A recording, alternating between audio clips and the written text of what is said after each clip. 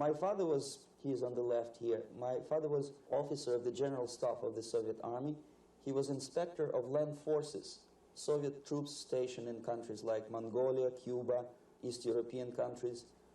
This is the picture taken at the entrance of my Institute of Oriental Languages. It's a part of Moscow State University. As every Soviet student, I was, quote-unquote, volunteering for harvesting grain in Kazakhstan. By the end of my training in school, I was recruited by the KGB. This picture was taken on that day, and you can see again how happy it feels to be recruited by the KGB. Pay special attention to number of bottles on the table. One of my functions was to keep foreign guests permanently intoxicated the moment they land at Moscow airport. In 1967, the KGB attached me to this magazine, Look magazine. A group of 12 people arrived to USSR from United States to cover the 50th anniversary of October Socialist Revolution in my country.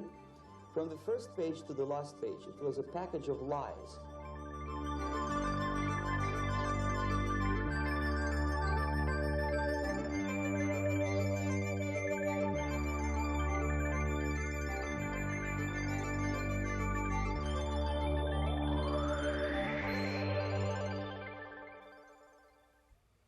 Our conversation is with Mr. Yuri Alexandrovich Bezmenov. Mr. Bezmenov was born in 1939 in a suburb of Moscow. He was the son of a high-ranking Soviet Army officer. He was educated in the elite schools inside the Soviet Union and became an expert in Indian culture and Indian languages. He had an outstanding career with Novosti, which was the, and still is, I should say, the press arm or the press agency of the Soviet Union. It turns out that this is also a front for the KGB. One of his interesting assignments was to brainwash foreign diplomats when they visited Moscow. And he'll tell us a little bit about how they did this and how they planted information which eventually wound up in the press of the free world. He escaped to the West in 1970 after becoming totally disgusted with the Soviet system, and he did this at great risk to his life. He certainly is one of the world's outstanding experts on the subject of Soviet propaganda and disinformation and active measures. Mr. Bezmenov, I'd like to begin by having you tell us a little bit about some of your childhood memories.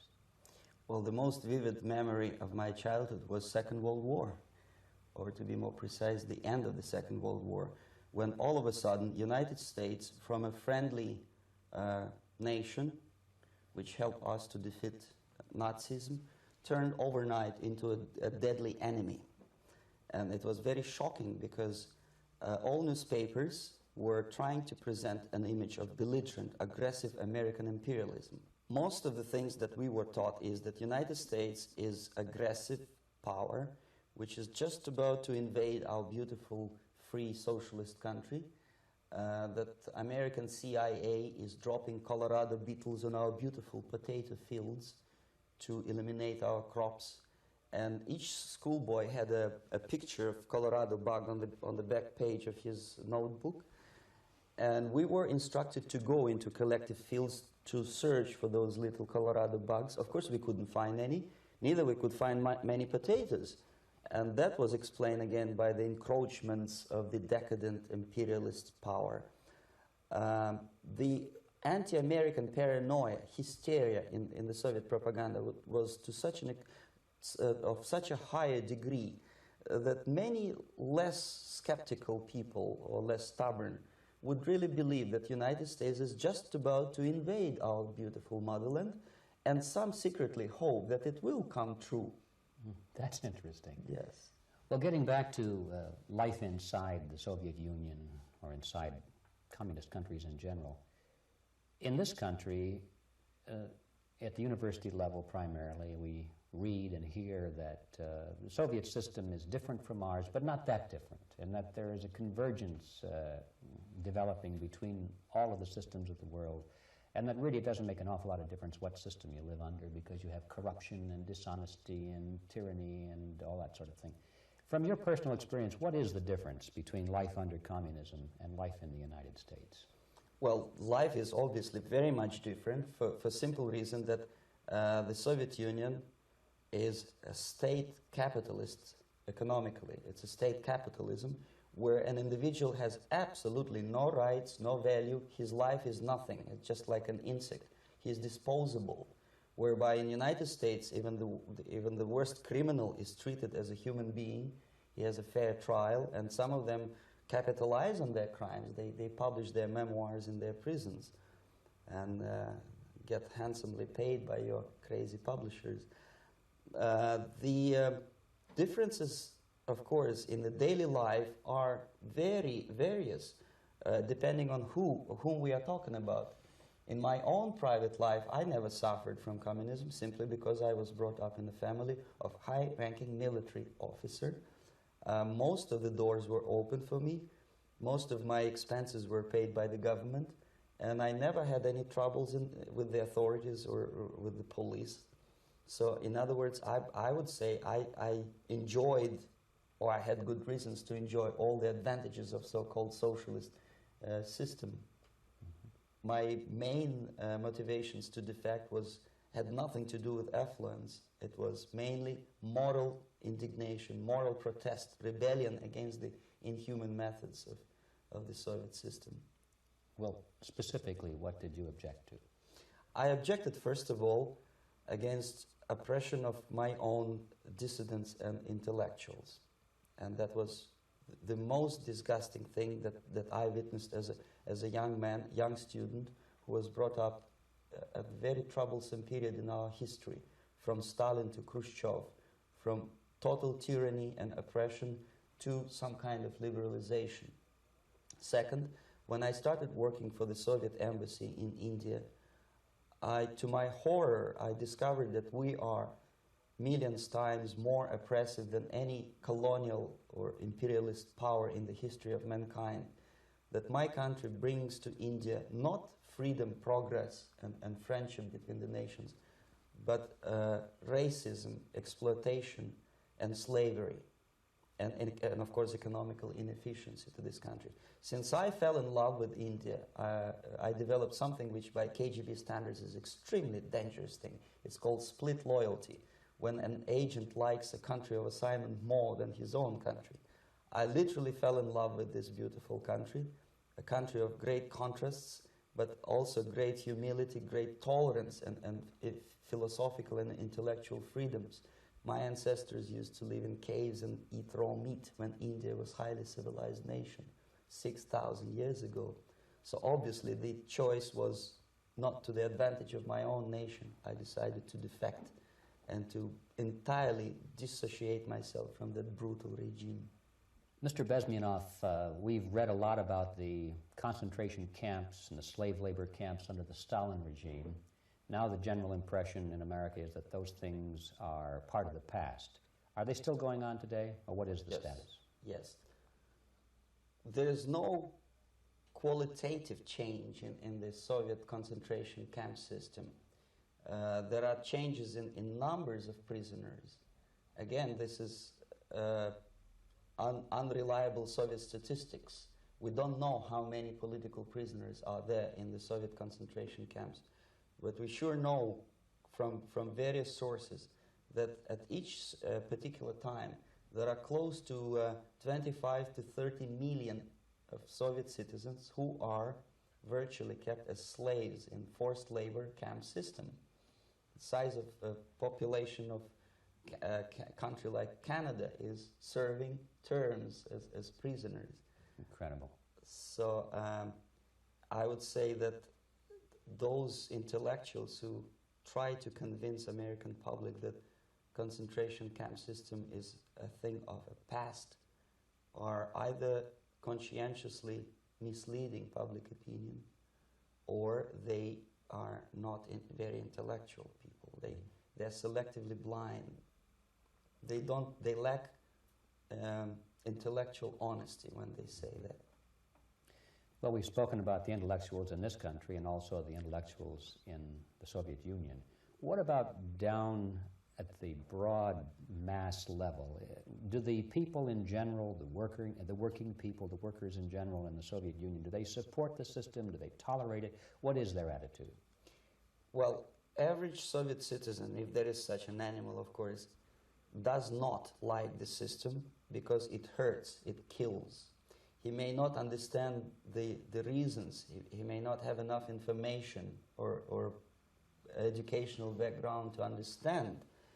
But I doubt very much there are many people who are conscientiously supporting the Soviet system. There are not such people in USSR. Even those who have all the reasons to enjoy socialism, people like myself, who were a member of journalistic elite, they also hate system for different reasons, though. Not because they lack material affluence, but because they are unfree to think, they're in constant fear, duplicity, split personality. And this is the greatest tragedy for my nation. Well, what do you think are the chances of the people actually overcoming their system or replacing it? There is a great possibility that system will sooner or later be destroyed from within. There is a self-destructive mechanism built into any socialist or communist or fascist system, because there is lack of feedback, because the system does not rely upon loyalty of population. But until this Soviet junta is being supported by the Western so-called imperialists, that is, multinational companies, establishments, governments, and let's face it, intellectuals, so-called academia in the United States is famous for supporting the Soviet system. As long as the Soviet junta will keep on receiving credits, money, technology, grain deals, and political recognition from all these traitors of democracy or freedom, there is no hope, there is not much hope for changes in my country, and the system will not collapse by itself simply because it's being nourished by so-called American imperialism. This is the greatest paradox in history of mankind, when capitalist world supports and actively nourishes its own destructor. I think you're trying to tell us something. Oh, in yes. This country. I'm trying to tell you that it has to be stopped unless you want to end up in Gulag system and enjoy all the advantages of socialist equality, working for free, catching fleas on your body, sleeping on the planks of plywood in Alaska this time, I guess. That's where Americans will belong, unless they will wake up, of course, and force their government to stop aiding Soviet fascism. Well, you told us a moment ago why you left the system. I'd like to hear the details of how you did it. It must have been a very dangerous thing. It was not so dangerous, it was crazy. First of all, because defecting in India is virtually impossible, thanks to very strong pressure from the Soviet government. Excuse me, you were in India on assignment at that time. Yes, I was working for the Soviet embassy in New Delhi as a press officer. And defecting for a Soviet diplomat is next to impossible. It's a suicide, as I said, because a great friend Indira Gandhi pushed a law through parliament which says, and I quote, "No defector from any country has a right of political asylum in any embassy on the territory of Indian Republic," which is a masterpiece of hypocrisy. No other defector but the Soviet one needs a political asylum. So knowing that perfectly well, I planned a craziest possible way to defect. I studied counterculture in India. There were thousands of young American boys and girls with no shoes, long hair, smoking hash and marijuana, studying sometimes Indian philosophy, sometimes simply pretending that they studied. And they greatly annoyed Indian police, and they were laughing stock of Indians because obviously they were good-for-nothing students. I studied carefully where they congregate, what routes they travel, what language they speak, what do they smoke. And one day I simply joined a group of hippies to avoid detection of Indian police. I was dressed as a typical hippie with blue jeans, long camise shirts, with all kind of nice decorations like beads, long hairs. I bought a wig because for several weeks I had to turn myself from a conservative Soviet diplomat into a very progressive American hippie. And that was the only way that I could avoid detection.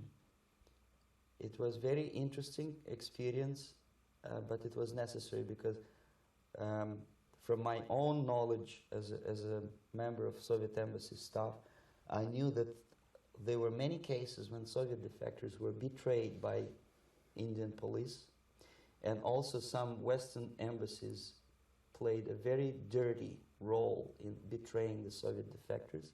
According to our information, they were some, I wouldn't call them double agents, but simply immoral people working for the United States Embassy. And confining in people like this would be a suicide. So I had to be extremely careful. I could not trust anyone. And that was the reason for such a crazy way to defect. Well, had you been caught in the act of trying to get out, what would have happened to you? Oh, most likely I would end up in concentration camp. Or, depending on the situation and on the whim of some bureaucrat in KGB, maybe even executed. This is normal practice. Quietly, of course, not publicly. But that would be the end of my defection, of course. Well, when did you finally make it to the United States? In 1970, after about 6 months of debriefing in Athens by the CIA, and I presume FBI too, they let me go first to Germany, then to Canada. That was my decision. I had to change my identity to protect my family and my friends in USSR. And also I was a little bit paranoid knowing that both Soviet KGB and probably some double agents within the American system may be after me. So I wanted to settle down as far away as possible. I requested CIA to give me some kind of new identity and just let me go on my own. And I settled in Canada. I was a student. I changed many professions, from farm help and laundry truck driver to language instructor and broadcaster for Canadian Broadcasting Corporations in Montreal. Well, have you had any threats on your life or any unpleasant? In about 5 years, KGB eventually discovered that I am working for Canadian Broadcasting. I made a very big mistake. I started working for overseas service of CBC, which is similar to Voice of America, in Russian language. And of course, monitoring service in USSR picked up every new voice. Every new announcer, they would make it a point to discover who he is. And in 5 years, sure enough, slowly but surely, they discovered that I am not Thomas Schumann, that I am Yuri Alexandrovich Bezmenov, and that I am working for Canadian Broadcasting, and undermining beautiful détente between Canada and USSR. And the Soviet ambassador Alexander Yakovlev made it his personal effort to discredit me. He complained to Pierre Trudeau, who is known to be a little bit soft on socialism. And the management of CBC behaved in a very strange, cowardly way, unbecoming to representatives of an independent country like Canada. They listened to every suggestion that Soviet ambassador gave, and they started shameful investigation, analyzing content of my broadcasts to USSR. And sure enough, they discovered that some of my statements were probably would be offending to the Soviet Politburo. So I had to leave my job. And of course, subtle intimidations. They would say something like, please cross the street carefully because, you know, traffic is very heavy in Quebec. And fortunately, I know about the psychology and the logic of activity of the KGB, and I never allowed myself to be intimidated. This is the worst thing. This is what they expect a person, a defector, to be intimidated. Once they spot that you are scared, they keep on developing that line.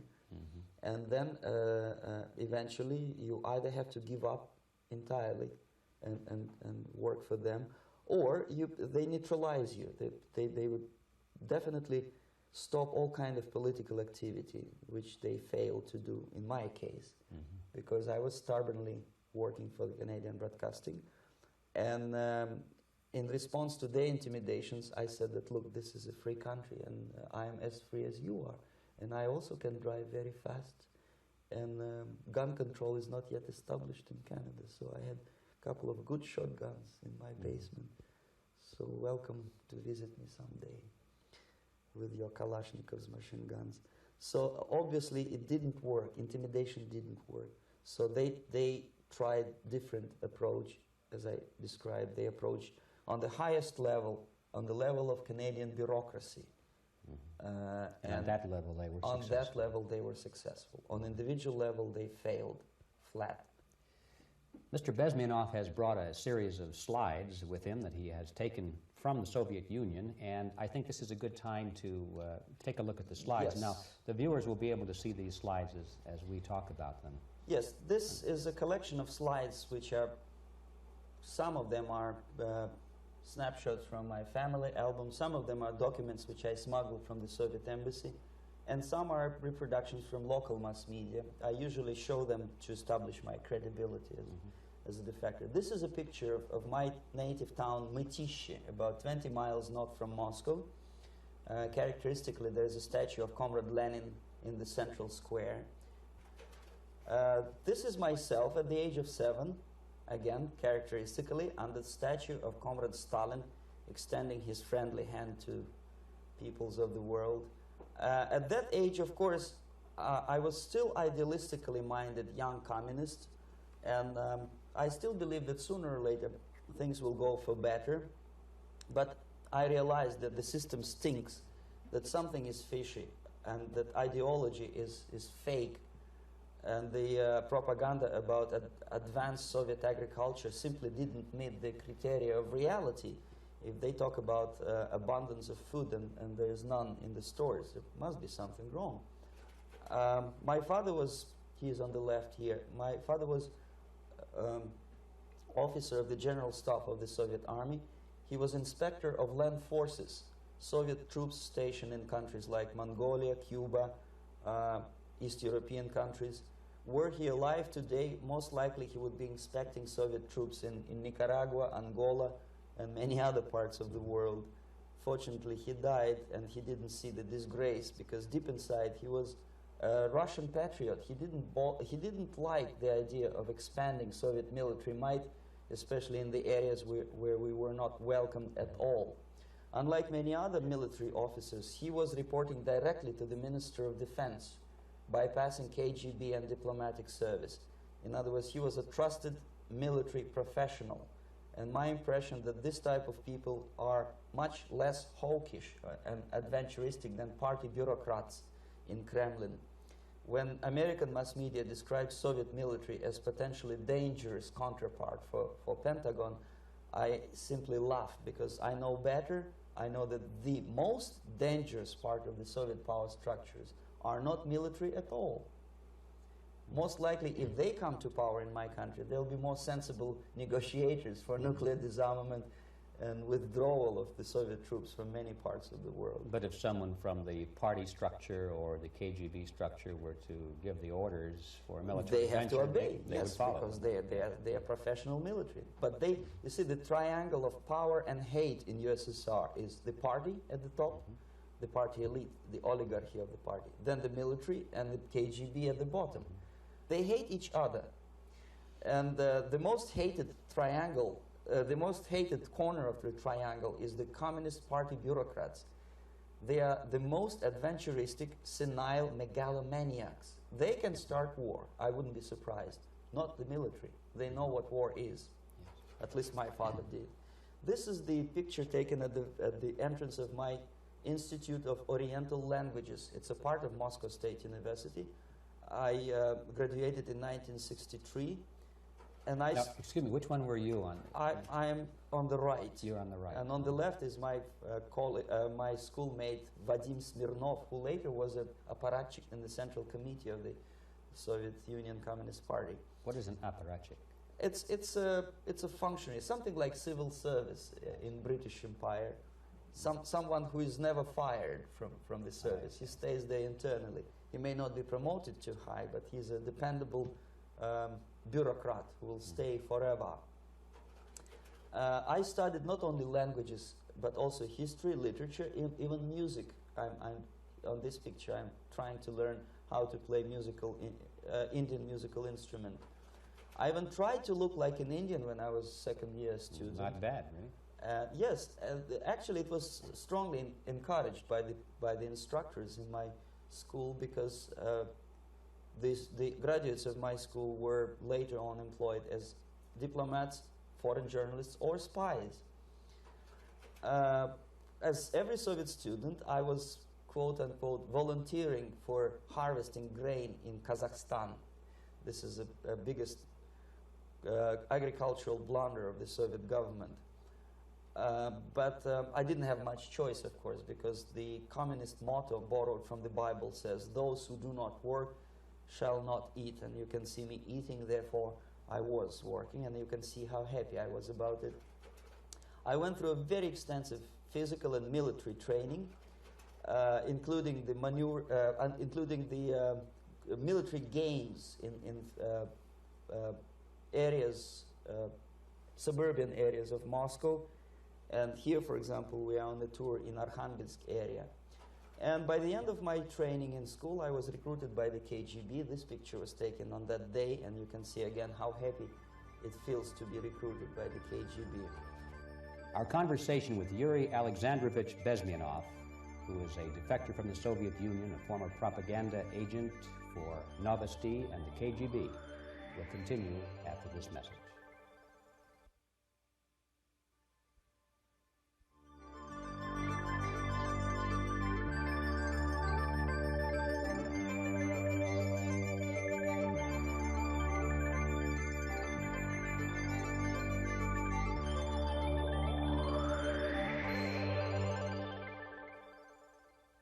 All right.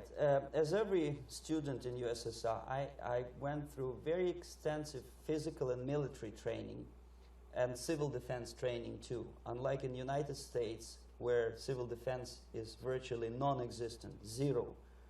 In USSR, every student, whatever his major subject, has to go through very extensive 4-year military and civil defense training. You can see me here with a group of students during one of the war games near Moscow. The main idea, of course, is to prepare a huge reserve army of the USSR. Each student has to graduate as a junior lieutenant. In my case, it was administrative and military intelligence service. My first assignment was to India as a translator with the Soviet Economical Aid Group, building refinery complexes in Bihar state and Gujarat state. At that time, I was still naively, idealistically believing that what I was doing contributes to the understanding and cooperation between the nations. It took me quite a number of years to realize that what we were bringing to India was a new type of colonialism, 1,000 times more oppressive and exploitative than any colonialism or imperialism in history of mankind. But at that time, I was still hoping that, well, maybe it's not that bad, could be worse, and things may go for better. And I even tried to implement the beautiful Marxist motto, "Proletarians of all the countries unite." I tried to unite with a nice Indian girl, and I was fascinated by Indian culture, by the family life in this country. But obviously, Communist Party had different plans for my genes, so I had to marry this beautiful Russian girl. In the span of my career, I married 3 times. Most of these marriages were marriages of convenience on advice from the Department of Personnel. This is normal practice in USSR. When a Soviet citizen is assigned to a foreign job, he has to be married, either to keep family in USSR as hostages, or, if it's a convenience marriage like mine, so that the husband and wife are virtually informers on each other to prevent defection or contamination by decadent imperialist or capitalist ideas. In my case, I hated that girl so much that the moment I landed in Moscow, we were divorced, and I married later, second time.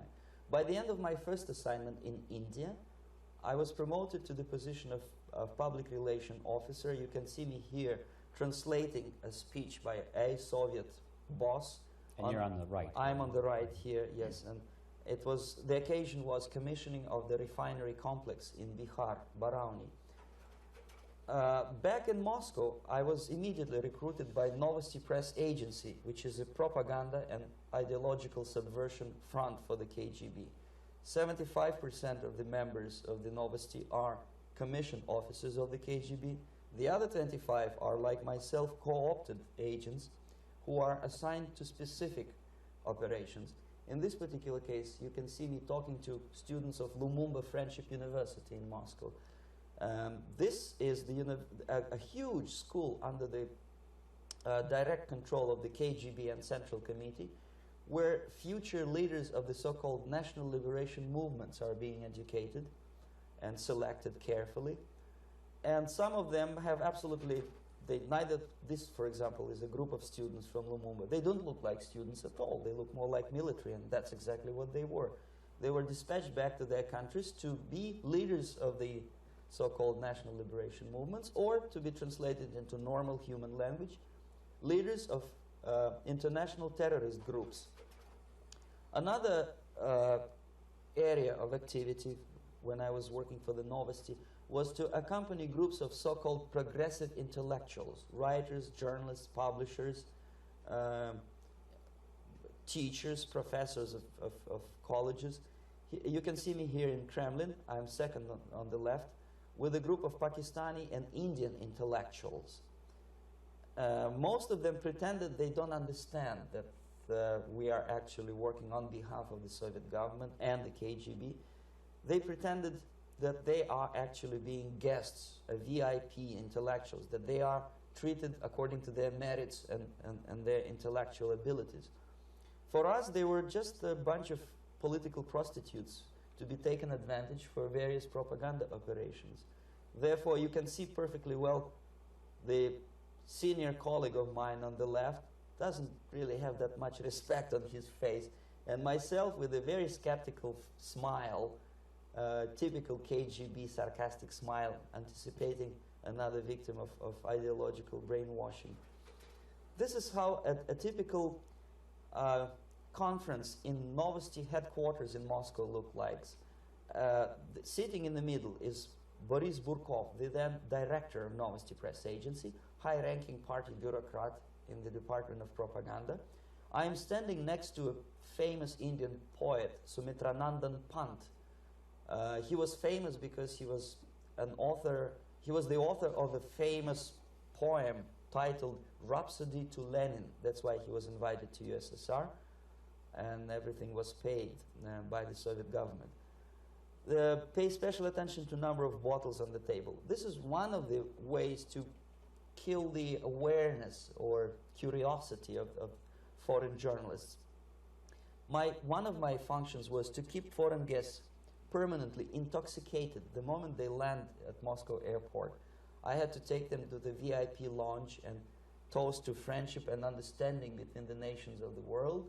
Glass of vodka, then a second glass of vodka.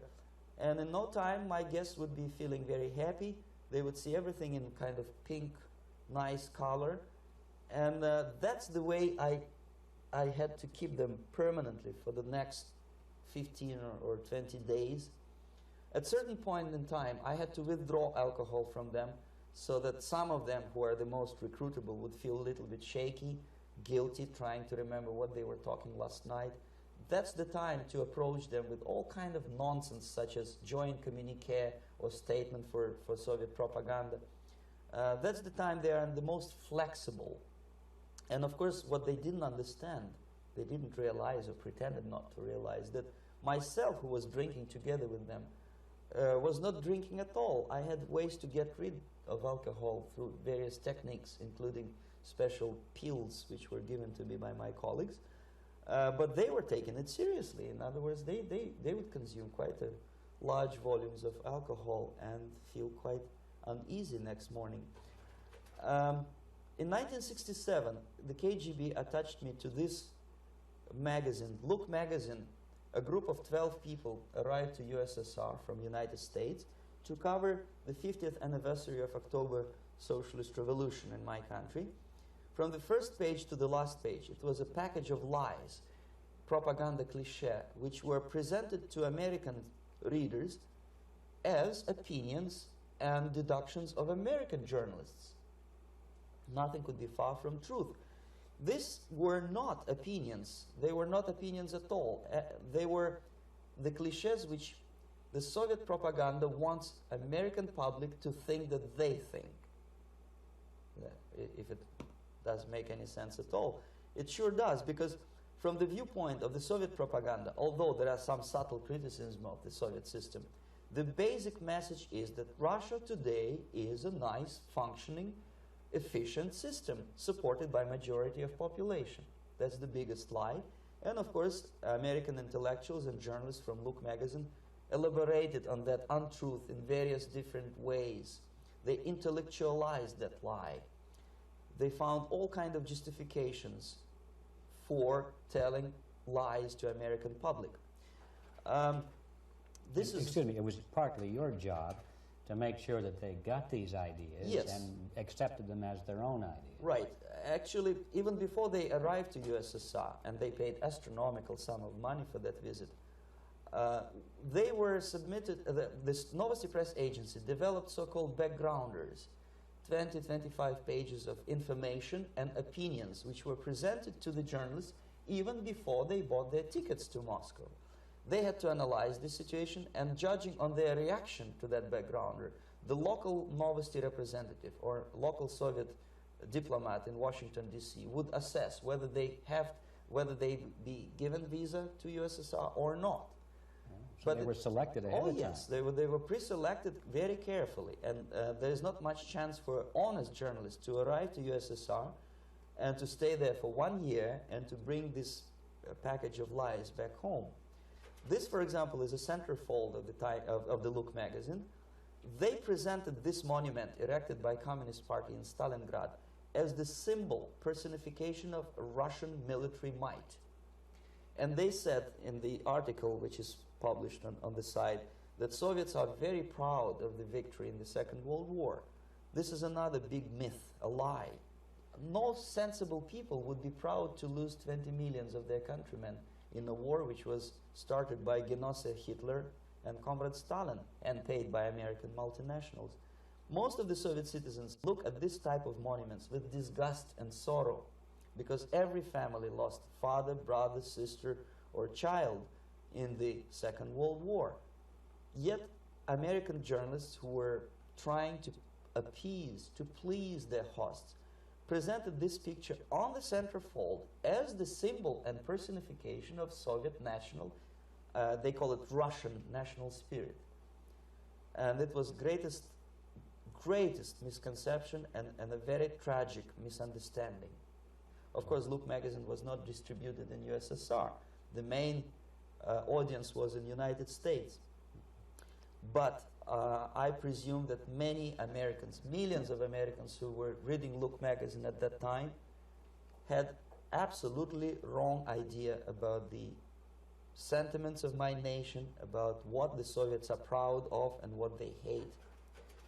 This is a group, you see the same lady with the sword in Stalingrad. This is the group of journalists. Myself is in the center with the same devilish smile. And Mr. Philip Harrington is on the extreme left there with his camera. This is the gentleman which was so deaf or so uninterested in what I had to say to him.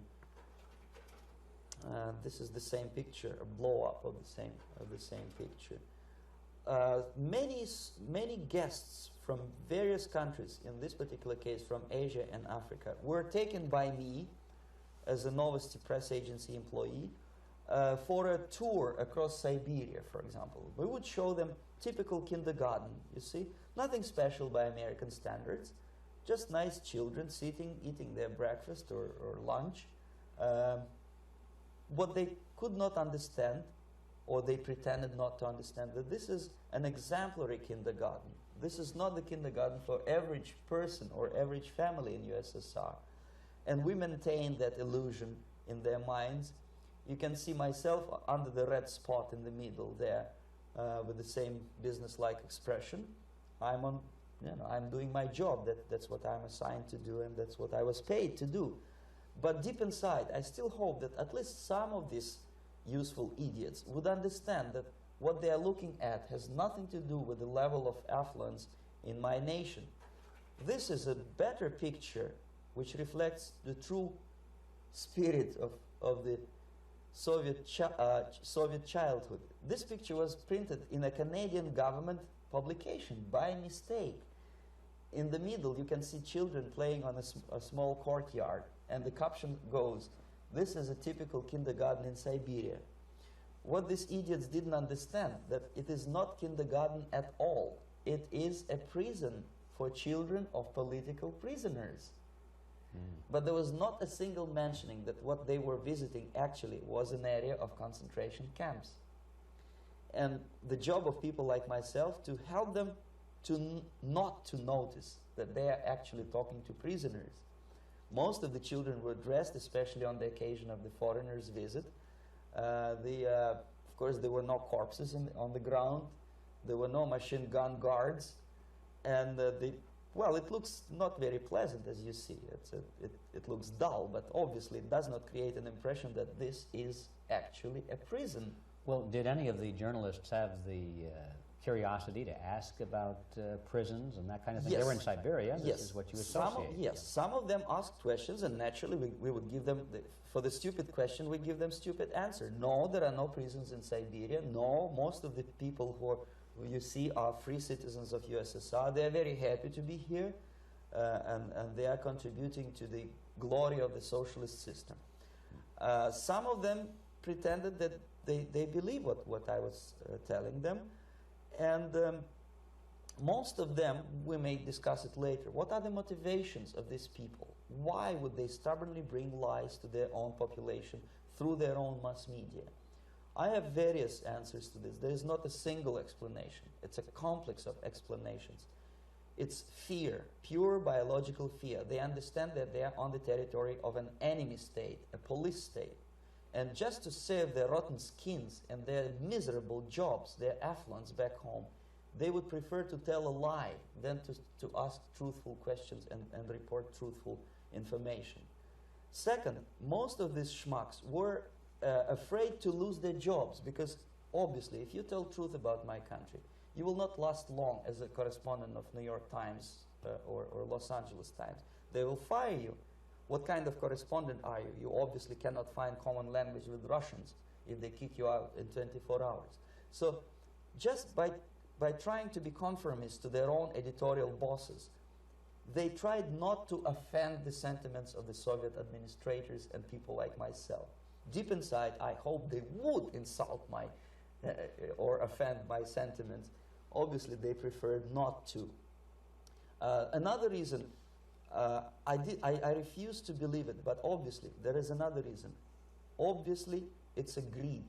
These people earn a lot of money. When they come back to USA, they claim that they are experts on my country. They write books which sells 1 million copies, titled like Russians, The Truth About Russia. Most of it is lie about Russia. Yet they claim to be Sovietologists. They play back myth about my country, the propaganda cliches. Yet they stubbornly resist the word of truth. If a person like Solzhenitsyn is either defecting or kicked out of USSR, they try all their best to discredit him and to discourage him. I don't have much chance to appear on national network with a true story about my country. But a useful idiot like Hendrik Smith or Robert Kaiser, they are big heroes. They come back from USSR. They say, oh, we were talking to dissidents in Russia. Big deal. Soviet dissidents are chasing American correspondents in the streets. And they are cowardly escaping from these contacts. For some strange reason, if you want to know more about Spain, you refer to Spanish writers. If you want to learn more about French, you read French writers. Even about Antarctica, I bet you would read Penguins. Only about the Soviet Union, for some strange reason, You read Hendricks and Schmendricks and all kind of Kissingers, because they claim that they know more about my country. They know nothing, or next to nothing, or they pretend that they know more than they actually do. I would say they are dishonest people who lack integrity and common sense and intellectual honesty. They bring back all kind of stories like that. A kindergarten in Siberia. Omitting the most important fact, it's a prison for children of political prisoners. Another greatest example of monumental idiocy of American politicians. Edward Kennedy was in Moscow, and he thought that he is a popular, charismatic American politician who is easygoing, who can smile, dance at the wedding in Russian Palace of Marriages. What he did not understand, or maybe he pretended not to understand, that actually he was being taken for a ride. This is a staged wedding, especially to impress foreign media or useful idiots like Ed Kennedy. Most of the guests there, they had security clearance, and they were instructed what to say to foreigners. This is exactly what I was doing. You can see me in the same damn wedding palace in Moscow where Ed Kennedy was dancing here. You see, smiling. He thinks he's very smart. From the viewpoint of Russian citizens who observe this idiocy, he's narrow-minded, egocentrical idiot who tries to earn his own popularity through participation in propaganda farces like this. Here you can see myself. On the right, again, exemplary Soviet bride. On the left, 3 journalists from various countries, Asia, Africa, and Latin America. Obviously, they enjoying the situation. They will go back home and write the reports. We were present on a regular Soviet wedding. They were not present on a regular Soviet wedding. They were present, they were part of a farce, of a circus performance. Another thing which I had to, sometimes risking my life, to explain to foreigners. Time magazine, for example, is very critical of South African racist regime. The whole article was dedicated to the shameful internal passport system where blacks are not allowing to live with whites. For some strange reason, for the last 14 years since my defection, nobody wanted to pay attention to my passport. This is my passport. It also shows my nationality, and it has a police rubber stamp, which is called propiska in Russian language, which assigns me to a certain area of residence. I cannot leave that area, same way as this black man cannot leave the area in South Africa. Yet we call South African government racist regime.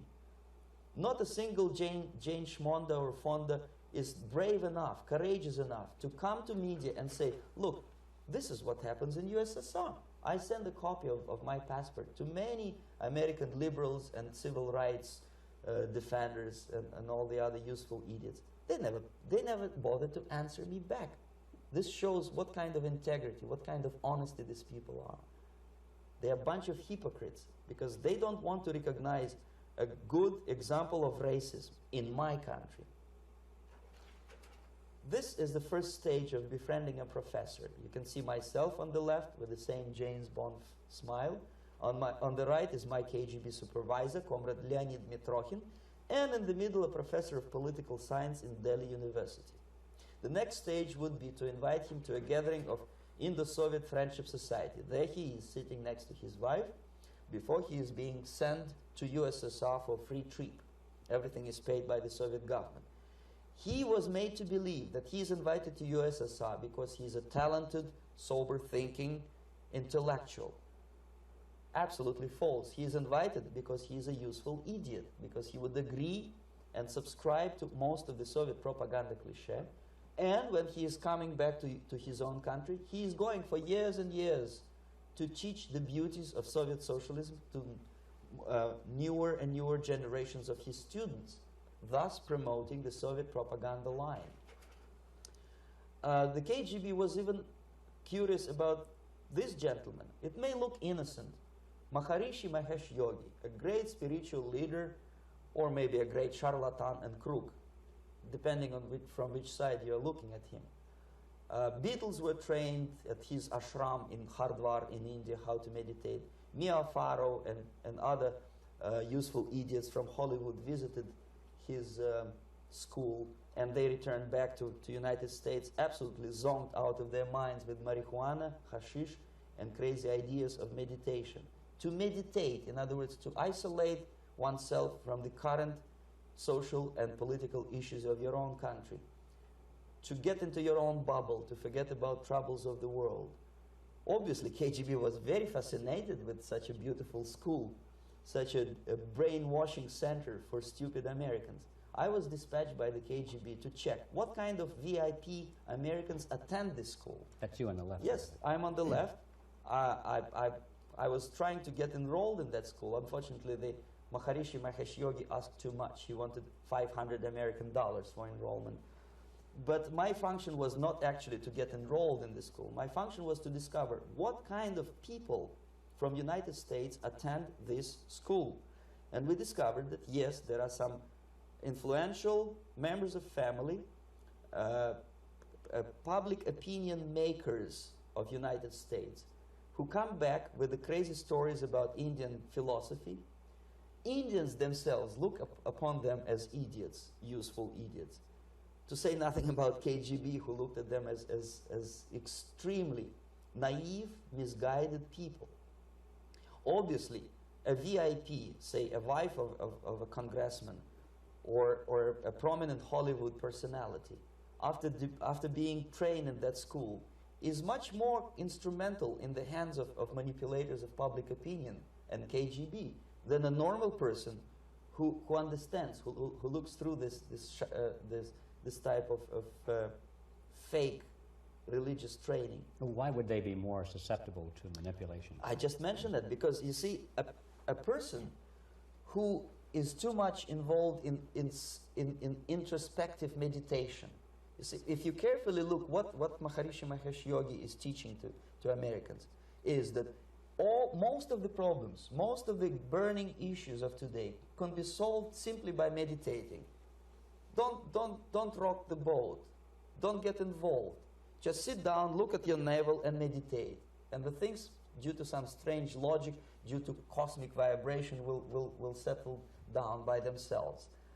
This is exactly what the KGB and Marxist-Leninist propaganda wants from Americans, to distract their opinion, attention, and mental energy from real issues of the United States into a non-issues, into a non-world, non-existent harmony. Obviously, it's more beneficial for the Soviet aggressors to have a bunch of duped Americans than Americans who are self-conscious, healthy, physically fit, and alert to the reality. Maharishi Mahesh Yogi obviously is not on the payroll of the KGB.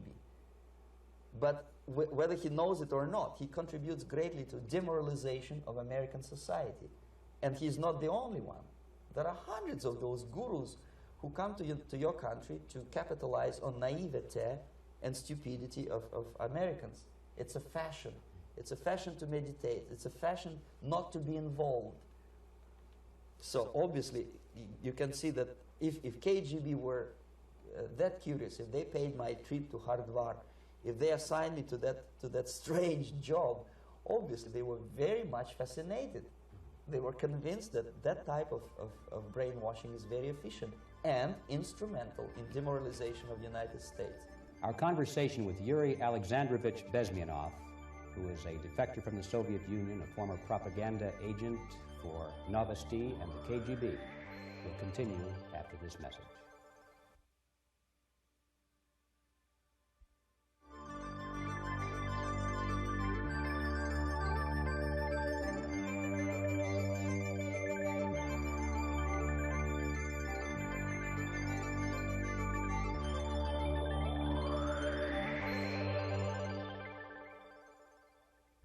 This picture shows the part of the building of USSR embassy, and my supervisors. On the left is Comrade Mehdi, an Indian communist, and on the right, Comrade Mitrokhin, my supervisors in the Secret Department of Research and Counter-Propaganda.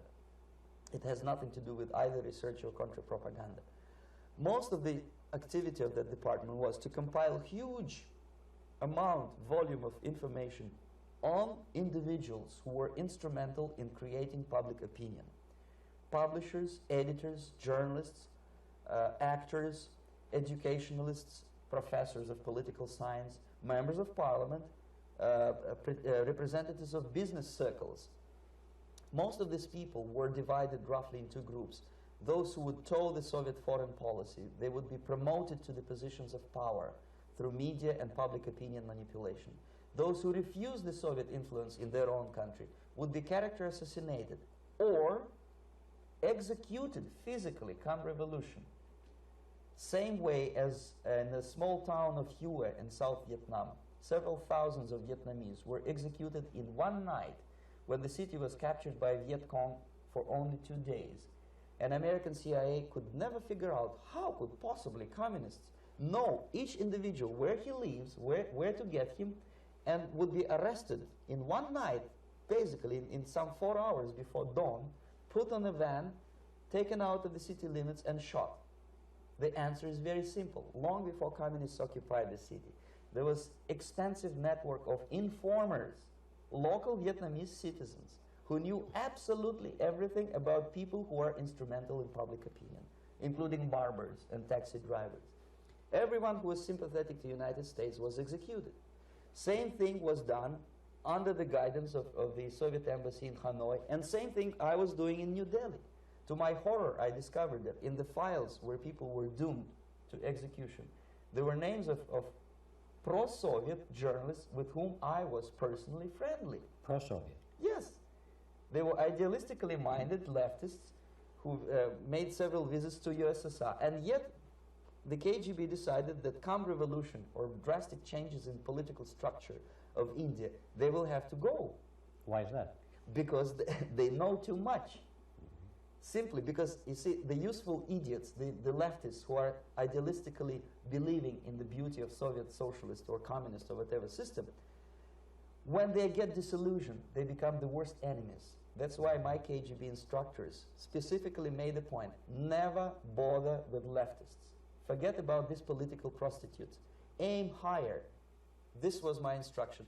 Try to get into large circulation, established conservative media.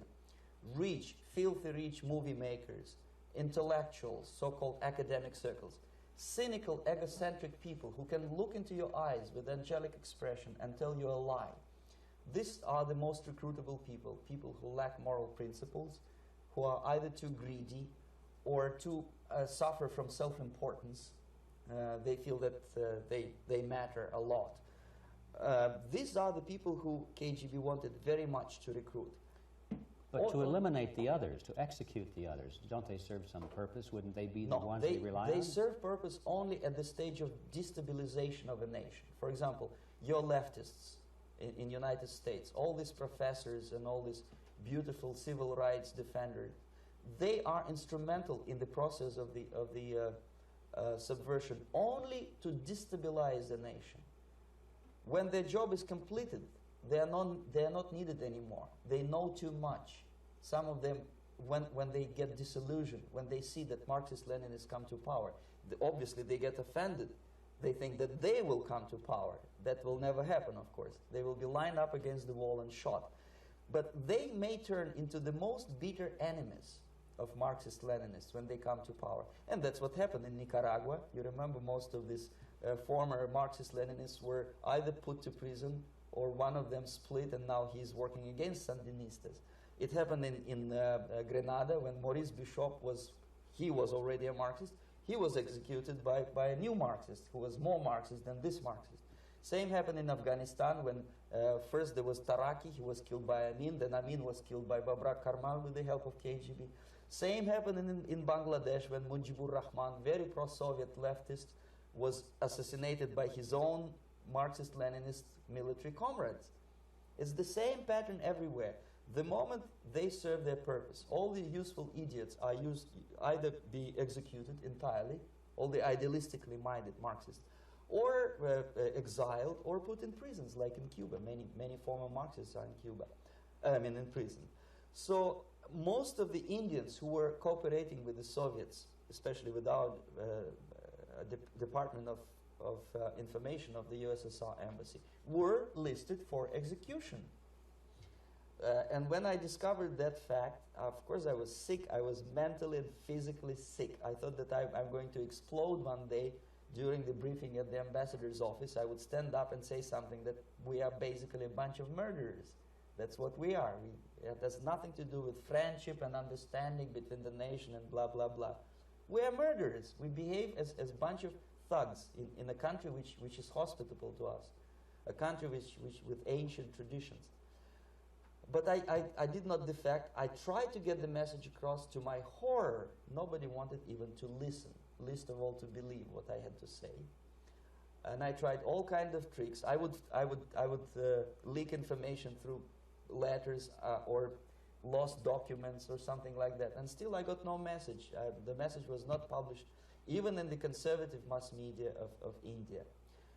The immediate impulse to defect was Bangladesh crisis, which was described by American correspondents as Islamic grassroots revolution, which is absolute baloney. There was nothing to do with Islam, and there was no grassroots revolution. Actually, there are no grassroots revolutions, period. Any revolution is a byproduct of a highly organized group of conscientious and professional organizers, but it has nothing to do with grassroots. In Bangladesh, it was nothing with grassroots. Most of the Awami League party members, Awami League means People's Party, were trained in Moscow in the High Party School. Most of the Mukti Fauj leaders, Mukti Fauj in Bengali means People's Army, same as SWAPO and all kind of liberation armies all over the world, the same bunch of useful idiots. They were trained at Lumumba University and various centers of the KGB in Simferopol, in Crimea, and in Tashkent. So when I saw that Indian territory is being used as a jumping board to destroy East Pakistan, I saw myself thousands of so-called students traveling through India to East Pakistan, through the territory of India, and Indian government pretended not to see what's going on. They knew perfectly well, the Indian police knew it, the intelligence department of the Indian government knew it, the KGB of course knew it, and the CIA knew it. That was most infuriating, because when I defected and I explained to the CIA debriefers they should watch out because East Pakistan is going to erupt any moment, they said I was reading too many James Bond novels. Anyway, so East Pakistan was doomed. One of my colleagues in the Soviet consulate in Calcutta, when he was dead drunk, he ventured into the basement to relieve himself, and he found big boxes which said printed matter to Dhaka University. Dhaka is the capital of East Pakistan. And since he was drunk and curious, he opened one of the boxes and he discovered not printed matter. He discovered Kalashnikov guns and ammunition in there. Anyway, it's a long story. When I saw the preparations for the invasion into East Pakistan, obviously I wanted to defect immediately. The only thing I couldn't at that time make up my mind when and where and how. One of the reasons, of course, you see, I was in love with India. I mentioned that before. I spoke the languages. I socialized with people. And I understood that I had to act fast unless I want this beautiful country to be permanently and irreparably damaged by our presence. One of the reasons not to defect was, as you can see, I was living in relative affluence. Who the hell in a normal mind would defect and do what? To be abused by your media, to be called McCarthyist and fascist and paranoid, or to drive a taxi in New York City? What for? What the hell for should I defect? To be abused by Americans, to be insulted in exchange for my effort to bring the truthful information about impending danger of subversion. As you can see, I was living in quite a comfortable conditions next to swimming pool, where Indians were not allowed, by the way. I was highly paid expert in propaganda. I had my family. I was respected by my nation. My career was cloudless. The third reason, how to defect with the family. To defect with the baby and the wife would be virtual suicide, because according to law, that hypocritical law which I quoted before, the Indian police will have to hand me over back to the KGB, and that will be the end of my defection and probably my life. Again, I cannot smuggle my wife because she was not quite sure what I was doing. She was not that idealistically involved, and she was definitely not in the total picture of what I was doing for the KGB. She would be shocked if I you know, put her in my van and drive her to the American embassy or elsewhere. That would be a greatest danger. So again, I had to defect in such a way that my defection would look as simple disappearance. And there were many cases like that when the Soviet agents simply disappeared, either killed in action or, thanks to their curiosity and their close contacts with radicals, some of them were killed by the Marxists, by the way. It happened in many African countries when the Soviet KGB were killed by Africans themselves. Not because they hated Marxism-Leninism, but because they were simply trigger-happy bunch of unruly characters. If you give them a machine gun, they will shoot.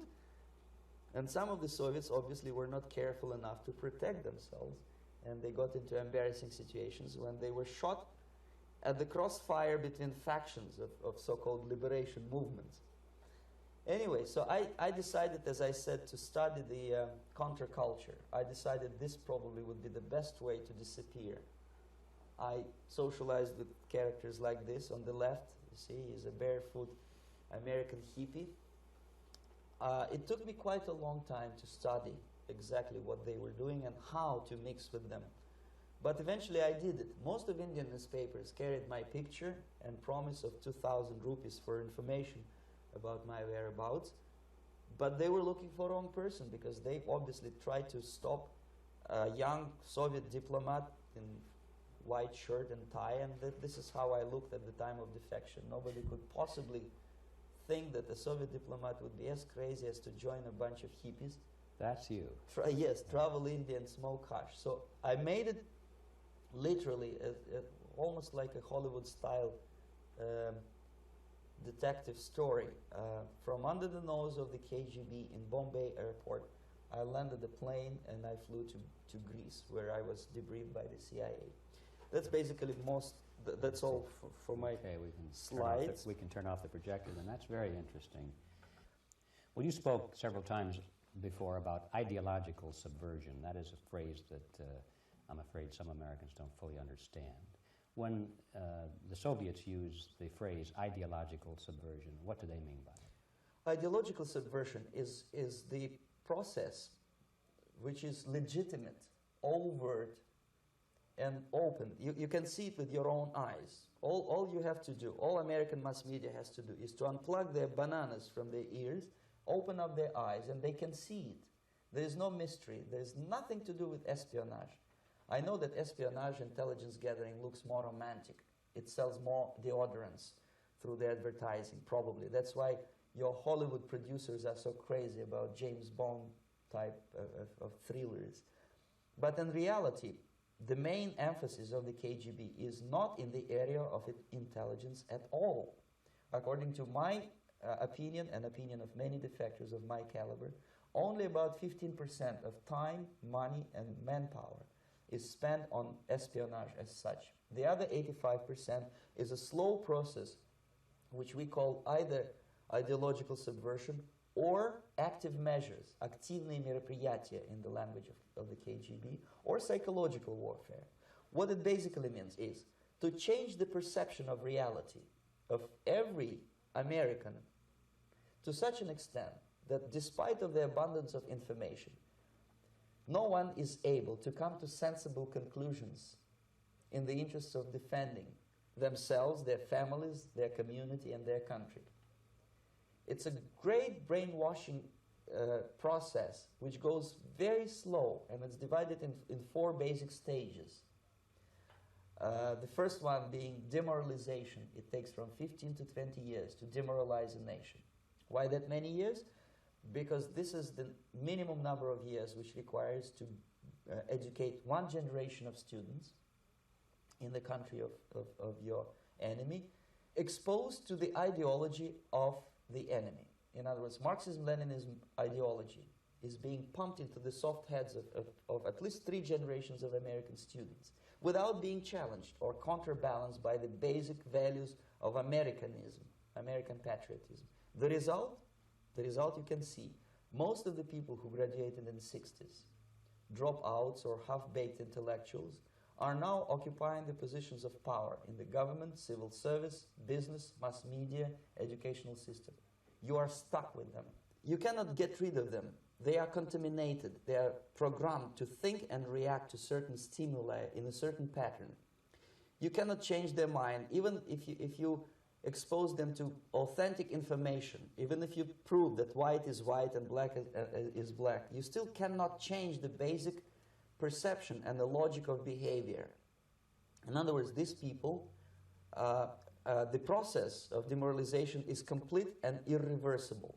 To get rid of society of these people, you need another 20 or 15 years to educate a new generation of patriotically minded and common sense people who would be acting in favor and in the interests of the United States society. And yet these people who've been programmed and, as you say, in place and Yes. who are favorable to an opening with the Soviet concept, these are the very people who would be marked for extermination in this country? Most of them, yes. Simply because the psychological shock when they will see in future what the beautiful society of equality and social justice means in practice, obviously they will revolt. They will be very unhappy, frustrated people. And the Marxist-Leninist regime does not tolerate these people. Obviously they will join the links of dissenters, dissidents. Unlike in present United States, there will be no place for dissent in future Marxist-Leninist America. Here you can get popular like Daniel Ellsberg and filthy rich like Jane Fonda for being dissident, for criticizing your Pentagon. In future, these people will be simply squashed like cockroaches. Nobody is going to pay them nothing for their beautiful, noble ideas of equality. This they don't understand, and it will be the greatest shock for them, of course. The demoralization process in the United States is basically completed already. For the last 25 years. Actually, it's overfulfilled because demoralization now reaches such areas where previously not even Comrade Andropov and all his experts would even dream of such a tremendous success. Most of it is done by Americans to Americans, thanks to lack of moral standards. As I mentioned before, exposure to true information does not matter anymore. A person who was demoralized is unable to assess true information. The facts tell nothing to him.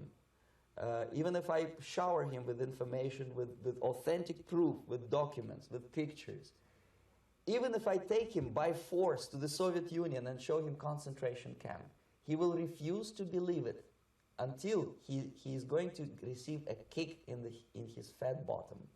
When a military boot crashes his balls, then he will understand, but not before that. That's the tragic of the situation of demoralization.